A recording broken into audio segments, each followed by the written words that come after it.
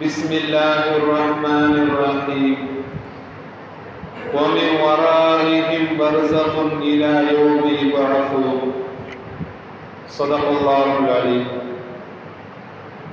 وقال نبينا صلى الله عليه وسلم إنما القبر روضة من رياض الجنة أو حفرة من حفر النيران أو كما قال عليه الصلاة والسلام.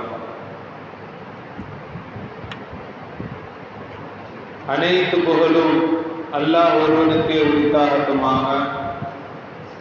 மேலும் அல்லாஹ்வினுடைய சாந்தியும் சமாதானமும் கண்மணி நாயகம் ஸல்லல்லாஹு அலைஹி வஸல்லம் அவர்கள் மீதும் அவர்களின் வழியை அப்படியே பின்பற்றிய சத்திய சஹாபாக்கள் மீதும் தாபிஈன்கள், தபஉ தாபிஈன்கள், அவுலியாக்கள், நாதாக்கள், சுஹதாக்கள், நல்லடியார்கள், குறிப்பாக இங்கிருக்கும் நம்மின் மீதும் என்றென்றும் நின்று நிலவட்டுமாக.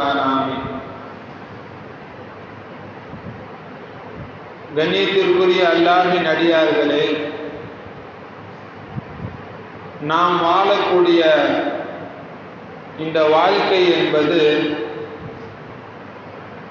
ஒரு எல்லைக்கு உட்பட்டதாக இருக்குகிறது. ஒரு குறிப்பிட்ட காலம் என்பதாக இருக்குகிறது. அது 20 இருந்தாலும் சரி, 60 இருந்தாலும் சரி, இந்த உலகத்தில் வாழக்கூடிய வாழ்க்கை என்பது ஒரு குறிப்பிட்ட காலமாக இருக்குகிறது. அதுக்கு ஒரு முடிவு இருக்குகிறது. ஆனால் மறுமையுடைய வாழ்க்கை என்பது முடிவு இல்லை, அதற்கு எல்லை இல்லை. இந்த முடிவு பெறக்கூடிய வாழ்க்கை, அதற்கு பிறகு ஒரு நீண்ட கால வாழ்க்கை இருக்குகிறது. இந்த உலகத்தை விட்டு நாம் பிரிஞ்சோன அதுக்கு பிறகு ஆகிரத்துக்கு முன்னாடி ஒரு நீண்ட கால வாழ்க்கை இருக்குகிறது. அதுதான் மன்னரையுடைய வாழ்க்கை. கபருடைய வாழ்க்கை என்பது ஒரு நீண்ட கால வாழ்க்கையாக இருக்குகிறது. நாயகம் ஸல்லல்லாஹு அலைஹி வஸல்லம் அவர்களையும் அவர்களின் தோழர்களையும் எடுத்துக்கொண்டால் கிட்டத்தட்ட 1400 வருடங்கள் கபரிலே அவர்கள் வாழ்ந்து கொண்டிருக்கிறார்கள். அதற்கு முன்பதாக உள்ள நபிமார்கள், அவர்களுடைய சமுதாயத்தவர்கள் எடுத்தோம் என்றால், இப்ராஹிம் நபி எடுத்தோம் என்றால் 5000 ஆண்டு காலமாக கபரிலே வாழ்ந்து வருகிறார்கள். இதுபோல எல்லா மக்களுமே கபரை சந்திக்கக்கூடியவர்களாக இருக்கிறார்கள். அது ஒரு நீண்ட கால வாழ்க்கையாக இருக்குகிறது. இந்த கபருடைய வாழ்க்கை என்பது உண்மை என்பதாக ஒவ்வொரு ஈமான்தாரிகளும் நம்ப வேண்டும். ஒரு மனிதரை போய் அடக்கிட்டோம் கபருல, அதிகபட்சம் போனா 1 வருஷத்துல அவருடைய உடல்கள் எல்லாமே மண்ணு திண்டு எலும்பு கூடாக ஆயிடுவார். அதுக்கு பிறகு அவர் எப்படி வேதனை செய்யப்படும் என்றெல்லாம் சிந்திக்கக்கூடிய வேளையிலே அல்லாஹ்வும் அல்லாஹ்வுடைய தூதரும் கபர் ஒரு வாழ்க்கை இருக்கிறது, அதில் நல்லடியார்களுக்கு அது சொர்க்க பூஞ்சோலையாக இருக்கும், தீய அடியார்களுக்கு அது நரகத்தின் படுகொலியாக இருக்கும் என்பதாக ஹதீஸ் மூலமாகவும் குர்ஆனின் மூலமாகவும் தொடர்ந்து நமக்கு செய்திகள் வருகின்றன. எனவே ஒவ்வொரு முஃமினின் மீதும் கடமையானது கபருடைய வாழ்க்கையை உண்மை என்று நம்புவது. எல்லா மனிதர்களும் அடையக்கூடிய கபரை பற்றி நாயகம் ஸல்லல்லாஹு அலைஹி வஸல்லம் அவர்கள் மிக அழகாக சொன்னார்கள். ஒரு நல்ல அடியான் கபருக்கு போனால் அந்த இடத்துல கபர் எப்படி அவர்கிட்ட நடந்துக்கும்? ஒரு பாவி கபருக்கு போனா அந்த பாவி இடத்துல கபர் எப்படி நடந்துக்கும்? அவருடைய கபருடைய வாழ்க்கை எப்படி இருக்கும் என்பதை நாயகம் ஸல்லல்லாஹு அலைஹி வஸல்லம் அவர்கள் மிக அழகாக விவரித்தார்கள். நாயகம் ஸல்லல்லாஹு அலைஹி வஸல்லம் அவர்கள் சொன்னார்கள், இதா கபரல் மௌத்து, ஒரு மனிதனை கபருல வச்சு அடக்கம் செஞ்சதுக்கு பிறகு அத்தாஹு மலக்கானி அஸ்வதானி அஸ்ரகானி, ஒரு நல்ல அடியான் அவனை கபருல வச்சதுக்கு பிறகு 2 மலக்குகள் வருவார்கள். கபருக்கு வெளியே நின்றுகிட்டு சொந்தங்கள் உறவினர்கள் எல்லாம் துவா சென்றதுக்கு பிறகு, அவர்கள் கபரை விட்டு போனதுக்கு பிறகு அந்த செருப்பு சப்தத்தை அந்த மவுத்து கேட்கும். அந்த செருப்பு சப்தம் எல்லாம் சென்றதுக்கு பிறகு 2 மலக்குகள் வருவார்கள். வந்து அந்த மனிதரை எழுப்பி உட்கார வைப்பாங்க. உட்கார வச்சு அந்த மனிதர்கிட்ட கேட்பாங்க, மண் ரப்புக்க, உன்னுடைய ரப்பு யார், நீ யாரை வணங்கி கொண்டிருந்தாய் என்பதாக கேட்பார்கள். அப்பொழுது அந்த நல்ல மனிதர், அந்த நல்ல ரூஹ் சொல்லும், ரப்பி அல்லாஹ், என்னுடைய ரப்பு அல்லாஹ் ஒருவன் என்பதாக. இரண்டாவதாக கேட்பார்கள், மா தீனுக்க, உன்னுடைய மார்க்கம் எது. அதுக்கு அந்த நல்ல ரூஹ் சொல்லும், தீனி அல் இஸ்லாம், என்னுடைய மார்க்கம் இஸ்லாம் மார்க்கம் என்பதாக கூறும். மூன்றாவதாக கேட்பார்கள், மன் நபிக்க, உன்னுடைய நபி யார் என்பதாக கேட்பார்கள். அப்பொழுது அந்த ரூஹ் சொல்லும், நபி முஹம்மது ரசூலுல்லாஹ், என்னுடைய நபி முஹம்மது ரசூலுல்லாஹி ஸல்லல்லாஹு அலைஹி வஸல்லம் அவர்கள் என்பதாக அந்த ரூஹ் சொல்லும். அப்பொழுது அந்த மலக்குகள் சொல்வார்கள், நீ இந்த விஷயத்தை தான் சொல்லுவேன்னு எங்களுக்கு தெரியும், நீ நல்ல அடியார் என்பதாக எனக்கு அல்லாஹ் அறிவித்து விட்டான், நீ இது போன்ற விஷயங்களை சொல்லுவாய் என்பதாக எங்களுக்கு தெரியும் என்று சொல்லிவிட்டு கபரை விசாலமாக ஆக்கும்படி சொல்லுவார்கள். கபரு விசாலமாக ஆகிரும், அவருடைய கபரு சொர்க்க பூஞ்சோலையாக ஆகிறோம். இப்பொழுது அந்த மனிதர் அந்த மலக்குகளை பார்த்து சொல்லுவாரு, எனக்கு இந்த கபூரில் அதிகமான நியாமத்துகள் கிடைக்குது, எனக்கு சொர்க்கம் என்பதாக முடிவு செய்யப்பட்டுருச்சு, இந்த விஷயத்தை என்னுடைய குடும்பத்திட்ட போய் நான் சொல்லணும் அப்படின்னு அந்த மௌத்தை அந்த ரூஹ் ஆசைப்படுமா. அப்ப அந்த மலக்குகள் சொல்லுவாங்க, நம் நௌமத்தில் அரூஸ், அதெல்லாம் ஒன்றும் தேவையில்லை, நீங்க தூங்குங்க. எப்படி ஒரு புது மாப்பிள்ளை தூங்குவாங்களோ அதே மாதிரி நீங்க தூங்குங்க. உங்களை அல்லாஹு தாலா எல்லாத்தையும் விட மிக பிரியமான அல்லாஹு தாலா நாளைக்கு உங்களை எழுப்புவான். அதுவரை இந்த கபூரில் நிம்மதியான முறையில் தூங்குங்க என்பதாக அந்த மலக்குகள் சொல்லுவார்கள். அதுக்கு பிறகு அந்த மனிதரிடத்துல கபூர் பேசும், மர்ஹபன் வாஹலன், வாங்க வாங்க, உங்களுடைய வரவு நல் வரவாகட்டும் என்பதாக அந்த கபரு அந்த நல்ல அடியான பார்த்து சொல்லும். அதுக்கு பிறகு சொல்லும், அமா இன் குன்த லஹப்பு மயன்ஷி அலா லுஹ்ரி இலைய, உங்களுக்கு தெரியுமா என்னுடைய முதுகின் மேல நடந்தவர்களையே எனக்கு ரொம்ப பிடிச்சவங்க, ரொம்ப பிரியமானவங்க நீங்க தான். எனக்கு மேலே நடந்தவர்கள்ல யாரை பிடிக்கும் அப்படி சொன்னா உங்களைத்தான் ரொம்ப பிடிக்கும் என்பதாக சொல்லிட்டு அடுத்து சொல்லும், இது வல்லை துக்க, இப்ப நான் உங்களுக்கு பொறுப்பு சாட்டப்பட்டிருக்கேன். ஒரு சிறுத்த இளைய, இப்ப நீங்க என்னிடத்துல வந்துட்டீங்க, இதுக்கு முன்னாடி எனக்கு மேல நடந்துகிட்டு இருந்தீங்க, இப்ப எனக்குள்ள வந்துட்டீங்க. இப்ப நீங்க பாப்பீங்க நான் உங்களிடத்துல எப்படி நடந்துக்குவேங்கிறத நீங்க பாப்பீங்க என்பதாக சொல்லிட்டு அந்த கபரு முத்த வசரி, இந்த விஷயங்கள் எல்லாத்தையும் சொல்லிட்டு அந்த கபரு அந்த மனிதருடைய கண்ணு கட்டிய தூரம் அளவுக்கு அது விசாலமானதாக ஆகிடும். அதுக்கு பிறகு வயுஃப்தஹு லஹு பாபுல் ஜன்னா, சொர்க்கத்தினுடைய கதவுகள் அந்த மனிதருக்காக வேண்டி திறக்கப்படும். அந்த சொர்க்கத்திலிருந்து நறுமணங்களும் அந்த ரம்மியமான காத்துகளும் இந்த மனிதருக்கு தொடர்ந்து கிடைத்து கொண்டே இருக்கும் என்பதாக நாயகம் ஸல்லல்லாஹு அலைஹி வஸல்லம் அவர்கள் சொன்னார்கள். அது மட்டும் இல்லை, அந்த நல்ல அடியாருக்கு அல்லாஹ் தஆலா கபரை விசாலமானதாக ஆக்கி தந்துடுவான். சொர்க்கத்துடைய காத்தை வீச செஞ்சுக்கிட்டே இருப்பான். அடுத்தபடியாக கபரை பிரகாசிக்க செஞ்சிருவான். கபரு என்பது ஒரு தனிமையான வீடு, ஒரு இருளான வீடு, புழு பூச்சிகள் நிறைந்த வீடு. அந்த வீட்டை அல்லாஹ் தஆலா நல்லடியார்களுக்காக வேண்டி பிரகாசமானதாக ஆக்கி அருள் புரிவான். அபூ ஹுரைரா ரலியல்லாஹு அன்ஹு அவர்கள் சொல்றாங்க, நபி ஸல்லல்லாஹு அலைஹி வஸல்லம் அவர்கள் அலாவு ஹலரமி என்ற சஹாபியை பஹ்ரைனுக்கு அனுப்புனாங்க. அப்போ அந்த கூட்டத்தில் நானும் போயிருந்தேன். அந்த சஹாபி இடத்துல 3 விஷயங்களை பார்த்தேன். 3மே எனக்கு ரொம்ப ஆச்சரியமாக இருந்துச்சு.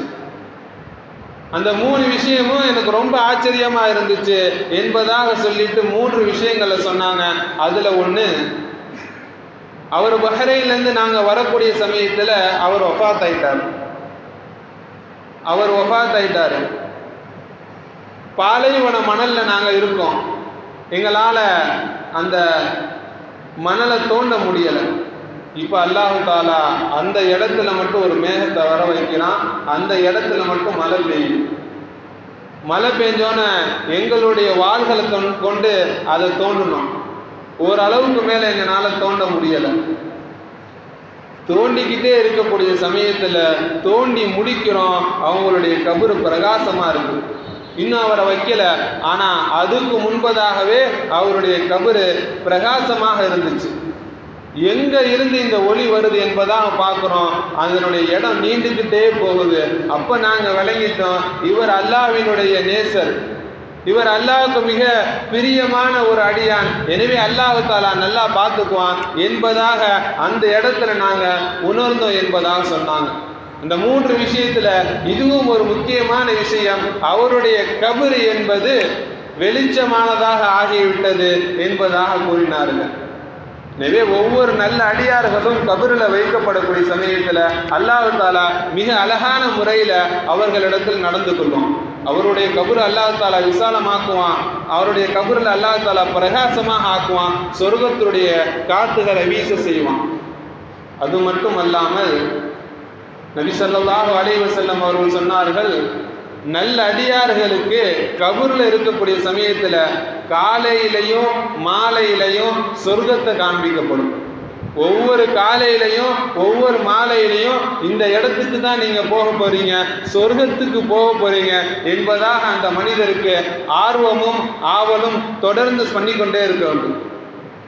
இது நல்ல அடியார்களுக்கு கிடைக்கக்கூடிய விஷயம் என்பதாக நாயகம் ஸல்லல்லாஹு அலைஹி வஸல்லம் அவர்கள் சொல்லிவிட்டு, கெட்ட அடியார்கள் கபருக்கு போனால் அவரிடத்துல எந்த மாதிரி நடந்துக்கும் என்ற விஷயத்தையும் நாயகம் ஸல்லல்லாஹு அலைஹி வஸல்லம் அவர்கள் சொன்னார்கள்.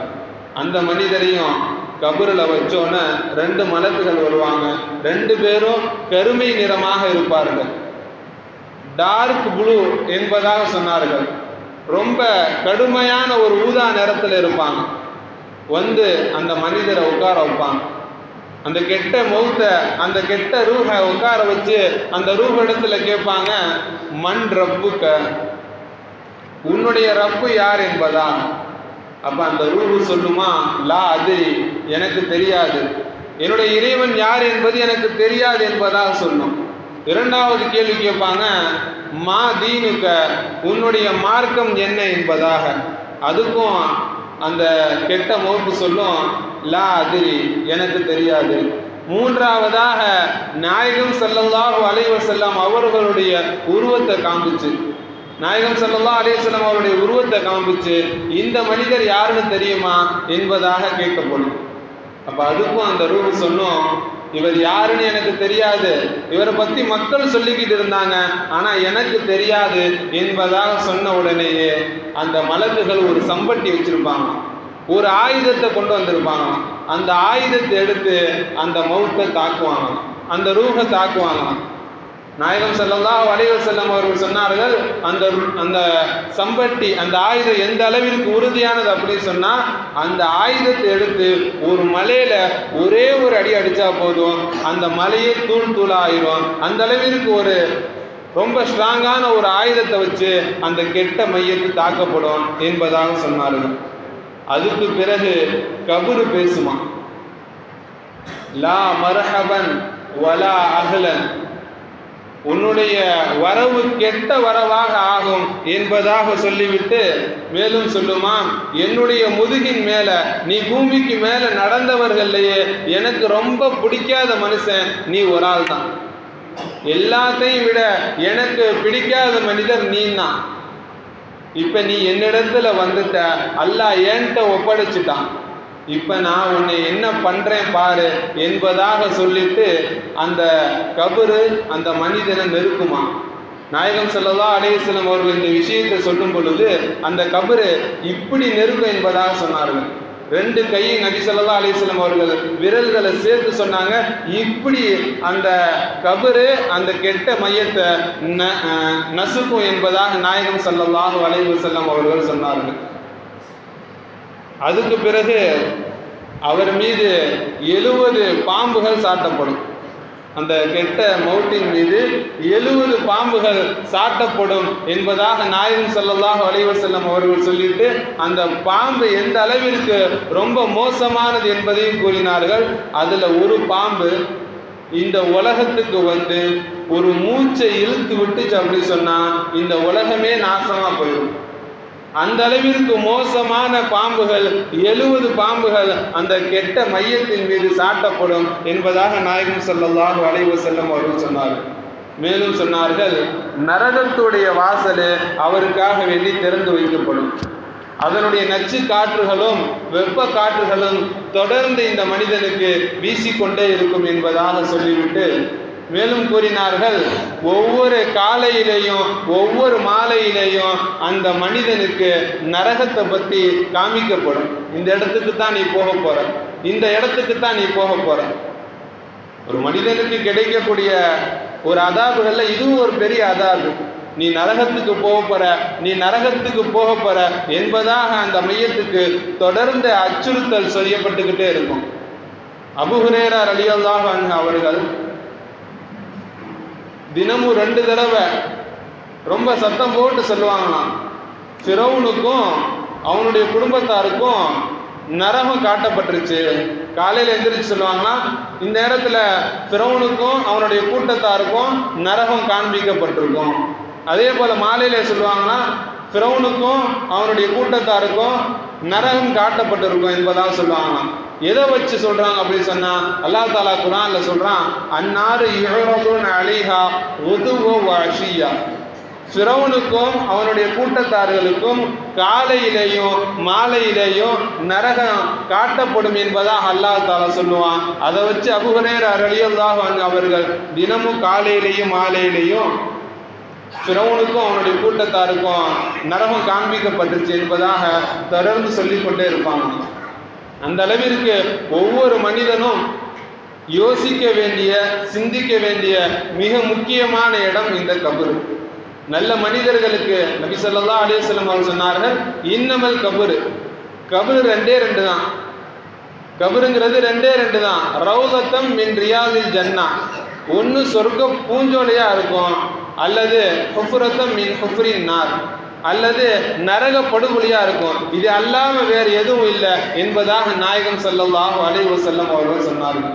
அந்த அளவிற்கு மிக மோசமான இடம் இந்த கபரு. சஹாபாக்கள் எல்லாம் இந்த கபருக்கு போயிட்டாங்க அப்படின்னு சொன்னா அவர்களுடைய நிலைமைகள் வேற மாதிரியாக ஆயிரும். உஸ்மான் ரலியல்லாஹு அன்ஹு அவர்கள் கபருக்கு போகிற நேரத்துலலாம் அவங்க அழுகுவாங்க, அவங்களுடைய கண்ணில் தார தாரையா தண்ணீர் கொட்டிக்கிட்டே இருக்கும். அப்போ சஹாபாக்கள் எல்லாம் கேட்டாங்க, எதுக்கு இந்த அளவுக்கு அழுகுறீங்க? நாயகம் ஸல்லல்லாஹு அலைஹி வஸல்லம் அவங்க உங்கள்கிட்ட சொர்க்கத்தை பற்றி சொல்கிறாங்க, நரகத்தை பற்றி சொல்கிறாங்க, கியாமத் நாளை பற்றி சொல்கிறாங்க, எல்லா விஷயத்தையும் சொல்கிறாங்க. அதை விட இந்த கபருக்கு வந்தால் மட்டும் ரொம்ப அழுகிறீங்களே என்பதாக கேட்டப்ப அப்போ உஸ்மான் ரலியல்லாஹு அன்ஹு அவர்கள் சொன்னார்கள், கால ரசூலுல்லாஹி ஸல்லல்லாஹு அலைஹி வஸல்லம், நபி ஸல்லல்லாஹு அலைஹி வஸல்லம் அவர்கள் சொல்லியிருக்காங்க, இந்த கபரு என்பது ஆகிரத்துடைய மன்சில்கள்ல முதல் மன்சில், அதாவது மறுமையினுடைய முதல் வீடு இந்த கபரு. ஃபைன் நஜா மின்ஹு, இந்த கபரிலிருந்து ஒரு மனிதன் வெற்றி பெற்று விட்டான் என்று சொன்னால் ஃபமா பஅதஹு ஐஸரு மின்ஹு, அதுக்கு பிறகு என்னென்ன விஷயங்கள் எல்லாம் இருக்குதோ, ஹஷ்ருடைய அந்த விஷயம், நாளை சிராத்துல் முஸ்தகீம் பாலத்தில் நடக்கக்கூடிய விஷயம், எல்லா விஷயங்களையும் அல்லாஹ் தஆலா லேசாக ஆக்கி விடுவான். வஇல்லம் யுன்ஜ, கபரில் ஒரு மனிதன் தோற்றுவிட்டான் என்று சொன்னால் கபருடைய அதாபு அவனை பிடிச்சிருச்சு அப்படின்னு சொன்னா அதுக்கு பிறகு எதெல்லாம் இருக்குமோ எல்லாமே அதை விட ரொம்ப மோசமானதா இருக்கும் என்பதாக நாயகம் ஸல்லல்லாஹு அலைஹி வஸல்லம் அவர்கள் சொன்னார்கள்.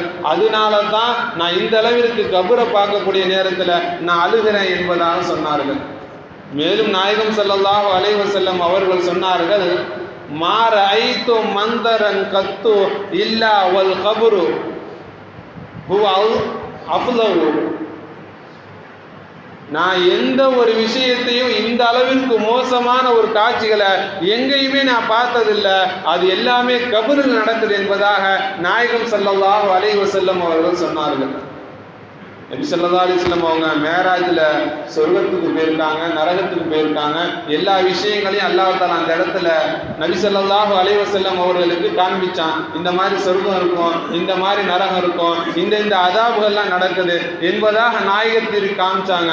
என்றாலும் கூட நாயகம் ஸல்லல்லாஹு அலைஹி வஸல்லம் அவர்கள் சொல்லக்கூடிய வார்த்தை, கபரை விட ஒரு மோசமான இடத்தை நான் பார்த்ததில்லை, அதுல உள்ள அந்த அதாபை விட வேற எங்கேயும் மோசமான அதாபுகள் கிடைக்கப்படுவதில்லை என்பதாக நாயகம் ஸல்லல்லாஹு அலைஹி வஸல்லம் அவர்கள் சொன்னார்கள். அந்த அளவிற்கு கபர் என்பது ஒரு பயங்கரமான இடம். அதை நாம தினமும் யோசிக்கக்கூடியவர்களாக இருக்க வேண்டும். சில சமயம் நபி ஸல்லல்லாஹு அலைஹி வஸல்லம் அவர்களே சில கபர்களை பார்த்து சொல்லுவாங்க, இந்த கபரில் அதாபு நடக்குது. எதனால தெரியுமா அதாப் நடக்குது? இன்னென்ன விஷயங்களை இதுல உள்ளவங்க செஞ்சாங்க, அதனால அதாப் நடக்குது என்பதாக சில கபர்களை குறிப்பிட்டு நாயகம் ஸல்லல்லாஹு அலைஹி வஸல்லம் அவர்கள் சொல்லியிருக்காங்க. ஒரு தடவை ஒரு கபரிஸ்தான் வழியா நபி ஸல்லல்லாஹு அலைஹி வஸல்லம் அவங்க போறப்ப சஹாபாக்கள்ல சொல்றாங்க, இந்த 2 கபர் யாரோடதுன்னு கேட்குறாங்க. அப்ப அந்த சஹாபாக்கள் இன்னென்ன மனிதர் என்பதாக சொன்னாங்க. அப்ப நாயகம் ஸல்லல்லாஹு அலைஹி வஸல்லம் அவர்கள் சொன்னார்கள், இன்னஹுமா யுஅذிபானி வமா யுஅذிபானி ஃபீ கபீரி. இந்த 2 கபர்லையும் அதாபு நடக்குது, இந்த 2 கபர்லையும் அதாபு நடக்குது. ஆனா எதுக்கு தெரியுமா அதாபு நடக்குது? வமா யுஅذிபானி ஃபீ கபீரி. ரொம்ப பெரிய விஷயத்துக்களெல்லாம் இதுல அதாபு நடக்கல, சின்ன விஷயத்துக்கு தான் அதாபு நடக்குது என்பதாக நாயகம் ஸல்லல்லாஹு அலைஹி வஸல்லம் அவர்கள் சொன்னார்கள். அப்புறம் சொன்னாங்க, அமா அஹதுஹுமா ஃபகான யஸ்ஆ பின் நமீமா. அதுல ஒரு கபர் இருக்குது, அதுல உள்ளவர் கோல் சொல்லிக்கிட்டு திரிவார். இங்க உள்ளது அங்க சொல்றது, அங்க உள்ளது இங்க சொல்றது, யாரையாவது கீழே இறங்கணும் என்பதற்காக வேண்டி கோல் சொல்லிக்கிட்டே திரிவாரு. அதுக்காக வேண்டி அல்லாஹ் தஆலா கபரில் அதாபு செய்யறான் என்பதாக சொன்னாங்க. இரண்டாவதாக சொன்னாங்க, இந்த மனிதர் இருக்கிறாரு, ஃபகான லா யஸ்தஹ்ஸிஉ மின் பௌலி. இவர் சிறுநீர் கழிப்பாரு, சிறுநீர் கழிச்சிட்டு அந்த இடத்த சுத்தம் பண்ண மாட்டாரு. சிறுநீர் கழிச்சு விட்டு அந்த இடத்துல சுத்தம் பண்ண மாட்டாரு. இதனால அல்லாஹ் தஆலா அவரை அதாபு செய்யறான் என்பதாக நாயகம் ஸல்லல்லாஹு அலைஹி வஸல்லம் அவர்கள் சொன்னார்கள். இது மிக முக்கியமான விஷயம். இன்று நம்முடைய சமுதாயத்தில் பல மக்கள் இந்த விஷயத்தை விட்டு பாராமுகமாக இருக்கிறார்கள், நடைமுறைக்கு செய்யறதில்லை. இஸ்லாம் என்பது மிக அழகிய வழிகாட்டுதல்களை உடையது. இது மிக முக்கியமான விஷயம். நாயகம் ஸல்லல்லாஹு அலைஹி வஸல்லம் அவங்க குறிப்பிட்டு சொன்னாங்க, இந்த விஷயத்தை அவர் செய்யாதனால அவருக்கு கபரில் அதாபு நடக்குது என்பதாக நாயகம் ஸல்லல்லாஹு அலைஹி வஸல்லம் அவர்கள் சொன்னாங்க. தித்திக்கும் திருப்பு முனைகள் என்பதாக ஒரு கிதாபு, அதுல ஒரு சம்பவம் எழுதியிருக்க சொல்லியிருக்காங்க. ஈரோப்பில் ஒரு பெண்மணி இருந்தாங்க, அவங்க துணி துவைக்கக்கூடியவர்களாக இருந்தாங்க. ஹாஸ்டலில் போய் அங்கே உள்ள பிள்ளைங்களுக்கு துணி துவைக்கக்கூடியவர்களாக இருந்தாங்க. அப்போ அந்த பெண்மணி ஒரு தடவை ஒரு முஸ்லீம் பையனை பார்த்து கேட்டாங்களாம், இந்த ஹாஸ்டலில் எல்லா மக்களும் இருக்காங்க, எல்லா மாணவர்களும் இருக்காங்க, ஆனால் அவர்களுடைய கீழ் ஆடைகள் உள் ஆடைகள் இதை நான் துவைக்கக்கூடிய நேரத்தில் அதெல்லாம் ரொம்ப நாற்றமாக இருக்குது, ஆனால் உங்களுடைய அந்த கீழாடை அதற்குள்ளாக போகக்கூடிய உள்ளாடை என்பது நாற்றம் இல்லாமல் இருக்குது, எதன் காரணமாக அப்படின்னு கேட்டாங்க. அப்போ அந்த பையன் சொன்னால், எங்களுடைய மார்க்கத்தில் ஒரு வழிகாட்டுதல் இருக்குது, நாங்கள் சிறுநீர் போனோம் அப்படின்னு சொன்னால் அந்த இடத்த தண்ணியை ஊற்றி சுத்தம் செஞ்சுருவோம். இதை கேட்டோன்னே அந்த அம்மா, இந்த அளவிற்கு ஒரு அழகிய வழிகாட்டுதல்கள் உங்களுடைய மார்க்கத்தில் இருக்குதா என்பதாக சொல்லி அந்த அம்மா இஸ்லாத்தை ஏற்றுச்சு என்பதாக அந்த கிதாபில் எழுதப்பட்டிருக்கு. எனவே நாயகம் ஸல்லல்லாஹு அலைஹி வஸல்லம் அவர்கள் சொல்லக்கூடிய ஒவ்வொரு விஷயங்களும் நமக்கும் ஹிதாயத்து, மற்றவங்களுக்கும் ஹிதாயத்து. நபி ஸல்லல்லாஹு அலைஹி வஸல்லம் அவர்கள் இந்த ரெண்டு கபரை பற்றி சொல்லும் பொழுதே ஆரம்பத்திலே சொன்னாங்க, ரொம்ப பெரிய விஷயத்துக்கெல்லாம் இதில் அதாப் நடக்கலை, இதெல்லாம் சின்ன விஷயம் என்பதாக சொன்னார்கள். நாம் சற்று சிந்தித்து பார்க்க வேண்டும். அப்போ பெரும் பெரும் பாவங்களுக்கு எந்த அளவுக்கு அதாப் நடக்கும்? நபி ஆரம்பிக்கும் போதே இது சின்ன விஷயத்துக்காண்டி அதாப் நடக்குது அப்படின்னு சொன்னாங்க. ஆனால் பெரும் பெரும் விஷயங்களுக்கெல்லாம் எந்த அளவிற்கு அதாப் நடக்கும் என்பதை நாம் சிந்தித்து உணர வேண்டும். அல்லாஹ்வுடைய கட்டளைக்கு மாறு செய்யும் பொழுது, ஹராமான விஷயங்களை நம்முடைய வாழ்க்கையில் ஏற்று நடக்கும் பொழுது, எந்தெந்த பெரும் பெரும் பாவங்கள் எல்லாம் இருக்குதோ அதெல்லாம் நம்முடைய வாழ்க்கையில் நாம் செய்யும் பொழுது எந்த அளவிற்கு அல்லாஹ்வுடைய அதாப் இருக்கும் என்பதை நாம் சற்று சிந்தித்து பார்க்க வேண்டும். அல்லாஹ்வுடைய கட்டளை 5 நேரம் தொழுகுங்க, 5 நேரம் தொழுகுங்க என்பது அல்லாஹ்வுடைய கட்டளை. அல்லாஹ்வுடைய கட்டளைக்கு மாறு செய்வது என்பது மிகப்பெரிய பாவம். அப்போ சின்ன பாவத்துக்கு நாயகம் ஸல்லல்லாஹு அலைஹி வஸல்லம் அவங்க சொன்னாங்க, அதாபே கபருடைய அதாபு சின்ன விஷயத்துக்கு நடக்குது என்பதாக. அப்போ இது போன்ற பெரிய விஷயங்கள் நம்முடைய வாழ்வில் நடக்கும் பொழுது நாம் எந்த தைரியத்தில் கபருக்கு நாம் போக முடியும்?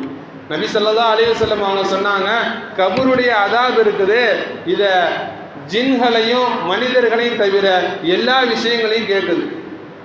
எல்லா உயிரினங்களும் கபருடைய அதாப, அதனுடைய சப்தத்தை கேட்குது, ஆனால் மனிதர்கள் கேட்பதில்லை. மேலும் நபி ஸல்லல்லாஹு அலைஹி வஸல்லம் அவங்க சொன்னாங்க, லௌலா அன் துதாஃபனு, நீங்கள் மட்டும் அடக்கம் செய்கிறதுக்கு பயப்பட மாட்டீங்க அப்படின்னு சொல்லி எனக்கு தெரிஞ்சிச்சு அப்படின்னு சொன்னால் அல்லாஹ்விடத்துல நான் துவா செஞ்சுருப்பேன், யா அல்லாஹ் கபருடைய அதாபுடைய சப்தத்தை, அந்த ரூஹு போடக்கூடிய சப்தத்தை, அந்த மையத்து போடக்கூடிய சப்தத்தை வெளிமக்களுக்கும் மனிதர்களுக்கும் நீ கேட்க வைடா யா அல்லாஹ் என்பதாக நான் துவா செஞ்சுருப்பேன். நான் அப்படி துவா செஞ்சு நீங்கள் எல்லாம் அதை காதால் கேட்டுட்டீங்க அப்படின்னு சொன்னால் எந்த ஒரு மனிதருமே புதைக்க மாட்டீங்க, எந்த ஒரு மனிதருமே கபருக்கு போக மாட்டீங்க, அங்கே போய் அடக்கம் செய்ய மாட்டீங்க. காரணம், நம்ம அந்த இடத்துக்கு போனால் நமக்கும் இது போன்ற அதாபு நடக்குமோ, நம்மளும் அலறுவோமோ என்பதாக நீங்கள் பயப்படுவீங்க. அதனால நான் இது போன்று துவா செய்யவில்லை என்பதாக நாயகம் ஸல்லல்லாஹு அலைஹி வஸல்லம் அவர்கள் சொன்னார்கள். மேலும் அதுக்கு பிறகு சொன்னாங்க, தஊது பில்லாஹ், அல்லாஹ்விடத்தில் நீங்கள் பாதுகாப்பு தேடிங்க, மின் அதாபில் கபர், கபருடைய அதாபை நீங்கள் அல்லாஹ்விடத்தில், கபருடைய அதாப் எனக்கு வரக்கூடாது யா அல்லாஹ் என்பதாக அல்லாஹ்விடத்தில் நீங்கள் துவா செய்யுங்க என்பதாக சொன்னார்கள். மேலும் சொன்னார்கள், ஜூருல் குபூர, கபருக்கு அடிக்கடி போங்க, கபரஸ்தானுக்கு அடிக்கடி போங்க, ஃபைன்னஹு, நிச்சயமாக அது இருக்குது, துதக்கீருனல் ஆஹிரா, அது ஆஹிரத்தை உங்களுக்கு நினைவுபடுத்தும். நபி ஸல்லல்லாஹு அலைஹி வஸல்லம் அவர்கள் கபருக்கு போகக்கூடிய நேரத்தில் துவாவை சொல்லி கொடுத்துருக்காங்க. அஸ்ஸலாமு அலைக்கும் யா அஹ்லல் குபூர், கபூர்வாசிகளே உங்களின் மீது சாந்தி உண்டாகட்டுமாக. யக்ஃபிருல்லாஹு லனா வலக்கும், அல்லாஹ் உங்களுடைய பாவத்தை மன்னிக்கட்டும், என்னுடைய பாவத்தை மன்னிக்கட்டும். வன்தும் சாபிகூன் வன்தும் சலஃபுனா, நீங்கள் எங்களுக்கு முன்னாடி போயிட்டீங்க. வ நஹ்னு பில் அஸர், நாங்கள் உங்களுக்கு பின்னாடி வந்துடுவோம். நீங்கள் எங்களுக்கு முன்னாடி கபரில் போய் படுத்திருக்கீங்க, நாங்களும் கபருக்கு வரக்கூடியவர்களாக இருக்கிறோம் என்ற துவாவை நாயகம் ஸல்லல்லாஹு அலைஹி வஸல்லம் அவர்கள் நமக்கு கற்று தந்துக்கிறான். எதுக்கு அப்படின்னு சொன்னால், ஒவ்வொரு மனிதனும் கபருக்கு போகக்கூடிய நேரத்தில் நம்மளும் கபருக்கு போவோம் என்ற சிந்தனை ஒவ்வொரு மனிதனுக்கும் ஒவ்வொரு முஃமினுக்கும் வர வேண்டும். அப்படி வந்துருச்சு அப்படின்னு சொன்னால் அவர் தன்னுடைய வாழ்க்கையை சீர்படுத்தி கொள்வார், அல்லாஹ்வுடைய கட்டளையை சரியான முறையில் நிறைவேற்றுவார். ஒரு தடவை ஒரு ஜனாசா போகுது. அப்போ ஹசன் பஸ்ரி ரஹ்மத்துல்லாஹி அலைஹி அவர்கள் அங்கே நிற்கிறாங்க, பக்கத்தில் சில மக்கள் இருக்காங்க. அப்போ பக்கத்தில் உள்ளவரை பார்த்து ஹசன் பஸ்ரி ரஹ்மத்துல்லாஹி அலைஹி அவங்க சொல்கிறாங்க, இந்த மனிதர் மௌத்தாயிட்டார், இப்போ இவரை கொண்டு போய் அடக்கம் செய்ய போகிறாங்க. இப்போ இந்த மனிதருக்கு அல்லாஹ் தஆலா ஒரு கால் இப்படி ஒரு வாய்ப்பை கொடுக்குறான், மீண்டும் உனக்கு நான் உயிர் தரேன் அப்படின்னு சொல்லி அல்லாஹ் தஆலா ஒரு சான்ஸை கொடுக்குறான். இப்போ அவர் என்ன செய்வார் என்பதாக பக்கத்தில் உள்ள அந்த மனிதர்கிட்ட கேட்டாங்க. அப்போ அந்த மனிதர் சொன்னார், மவுத்தாயிட்டாரு, எல்லா விஷயங்களையும் பார்த்துட்டாரு, இப்போ அவர் என்ன செய்வார், மீண்டும் ஒரு சான்ஸ் கிடைச்சிட்டு அப்படின்னு சொன்னால் முழுக்க முழுக்க அல்லாஹ் வணங்குவார், பாவத்தை விடுவார், பாவமே செய்ய மாட்டார் என்பதாக சொன்னாங்க. அப்போ ஹசன் பஸ்ரி ரஹ்மத்துல்லாஹி அலைஹி சொன்னாங்க, அல்லாஹ் சான்ஸ் கொடுப்பானா என்பதாக கேட்டாங்க. அப்போ அந்த மனிதர் சொன்னார், இல்லையே, அல்லாஹ் தாலா ஒரு தடவை மௌத்தாக்கிட்டான் அப்படி சொன்னால் மீண்டும் உலகத்துக்கு அனுப்ப மாட்டான் என்பதாக அந்த மனிதர் சொன்னார்.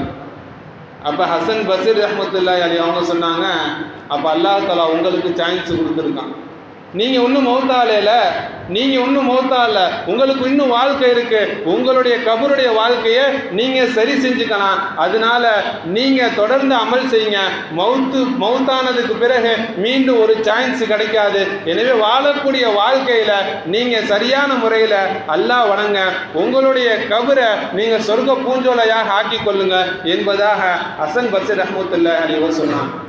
எனவே நம்முடைய வாழ்க்கை நாம் வாழ்ந்துக்கிட்டு இருக்கோம், இன்னும் எத்தனை காலங்கள் வாழ்வோம் என்பதாக தெரியாது. எப்படி இருந்தாலும் நம்ம எல்லாருமே கபருக்கு போகக்கூடியவர்களாக இருக்கிறோம். கபர் என்பது ஒரு நீண்ட கால வாழ்க்கையாக இருக்குது. நாயகம் ஸல்லல்லாஹு அலைஹி வஸல்லம் அவங்க சொன்னாங்க, கபரு ரெண்டே விஷயம்தான், ஒன்று சொர்க்க பூஞ்சோலை அல்லது நரக படுகொலி என்பதாக சொன்னார்கள். எனவே நம்முடைய கபரை நாம் எப்படி ஆக்குறோம் என்பதாக நம்முடைய கையில் அல்லாஹ் தஆலா வச்சிருக்கான், நம்முடைய அமல்கள் மூலமாக அல்லாஹ் தஆலா வச்சிருக்கான். எனவே நம்முடைய அமல்களை சரி செஞ்சு அல்லாஹ்வுடைய வணக்கங்களை சரியான முறையில் நிறைவேற்றப்படக்கூடிய சமயத்தில் நாம் சொர்க்க பூஞ்சோலையாக நம்முடைய கபர் அல்லாஹ் தஆலா ஆக்குவான். அல்லாஹ் தஆலா நம்முடைய கபர்களை அல்லாஹ் தஆலா சொர்க்க பூஞ்சோலையாக ஆக்குவானாக, மேலும் விசாலமானதாகவும் வெளிச்சமானதாகவும் ஆக்கி அருள் புரிவானாக. வாஹிர் தாவானா அல்ஹம்துலில்லாஹி ரப்பில் ஆலமீன். அஸ்ஸலாமு அலைக்கும் வரஹ்மத்துல்லாஹி வபரகாத்துஹு.